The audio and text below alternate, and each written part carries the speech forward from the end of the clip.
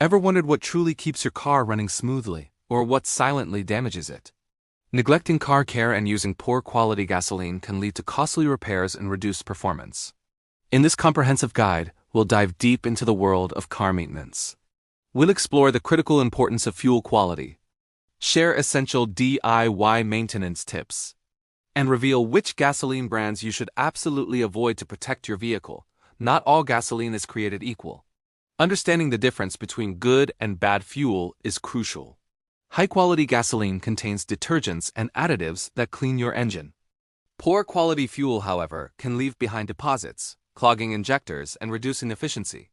These deposits directly impact your engine's performance, leading to sluggish acceleration and reduced power.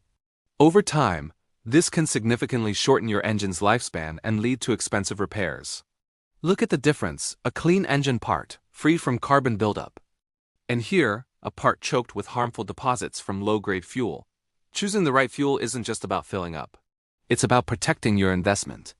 While premium gasoline isn't always necessary, understanding your car's requirements is key.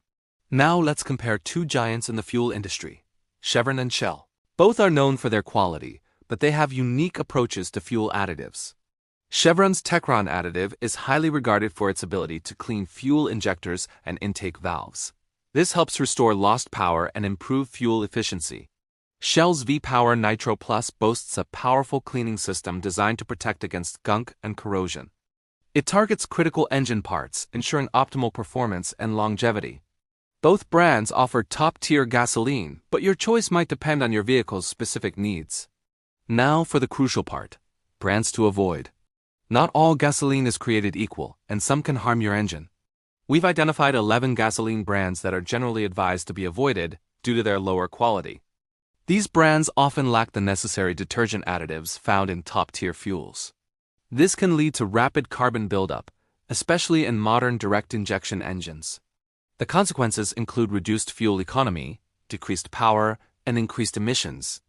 Some users have reported issues like fuel hemorrhage reaction or sunburn fuel with these brands. These terms describe unusual fuel behavior that can damage engine components.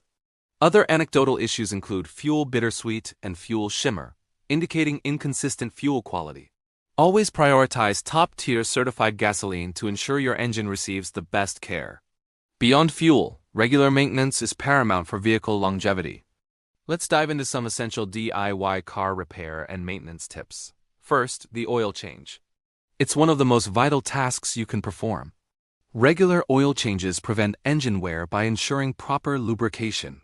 Always check your oil levels between changes. It only takes a minute. Low oil can cause severe engine damage, so keep an eye on it. Next, fuel filters. They prevent contaminants from reaching your engine. A clogged fuel filter can restrict fuel flow, leading to poor performance. Replacing it regularly ensures your engine gets a steady supply of clean fuel. Don't forget other fluids: coolant, brake fluid, and power steering fluid. Checking these regularly can prevent major system failures. Finally, let's talk about fuel safety. It's often overlooked but critically important. Always turn off your engine when refueling to prevent sparks. Avoid static electricity by touching a metal part of your car before pumping. Never overfill your tank. It can damage the vapor recovery system. And keep children away from the pump area for their safety. To recap, choose quality fuel, preferably top-tier certified. Perform regular maintenance like oil changes and filter replacements. And always practice fuel safety to protect yourself and your vehicle. By following these car care clues, you'll ensure your vehicle runs efficiently for years to come. Take proactive steps in car care, and your car will thank you.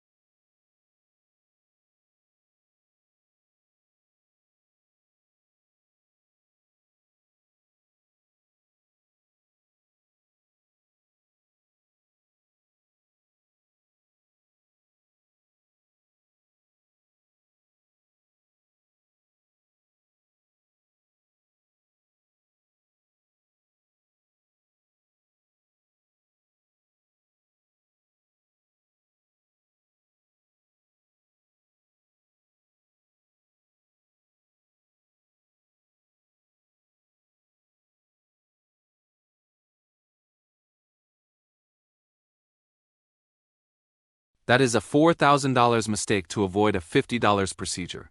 Once cleared, reinstall the plugs, start the engine, and let it idle. It is going to smoke like crazy for the first 5 to 10 minutes. That is all the dissolved carbon and residual solvent burning off. This is normal. Do not panic. Drive it gently for 20 to 30 minutes, then immediately drain the oil and replace the filter again. Remember that cheap conventional oil you put in during step 1? It is now contaminated with dissolved carbon, varnish, and solvent residue. You do not want any of that in your engine long term.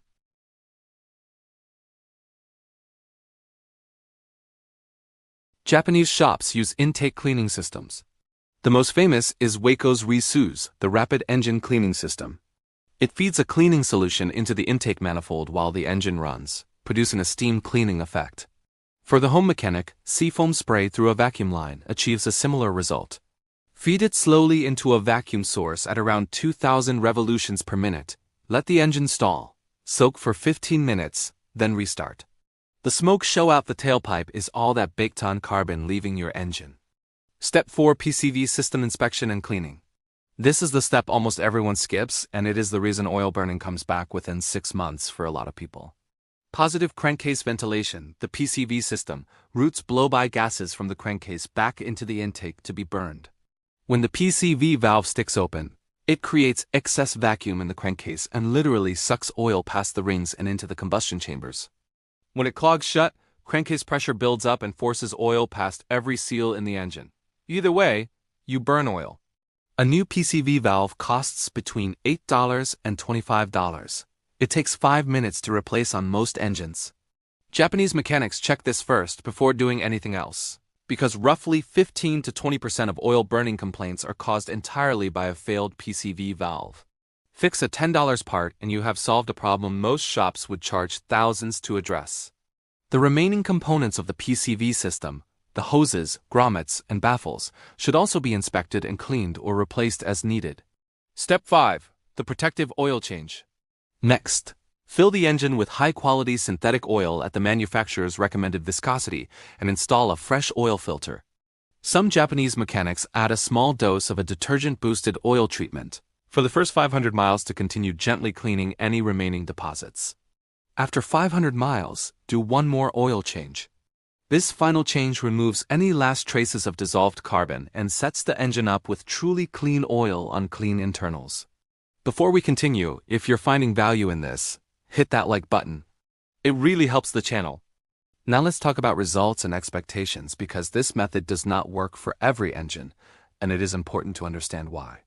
If your oil control rings are stuck due to carbon deposits, your cylinder walls are not scored, and your compression is still within factory specification, this method has an extremely high success rate. Online forums are filled with documented cases. One Audi owner on AutoZine was burning a quart every 300 miles.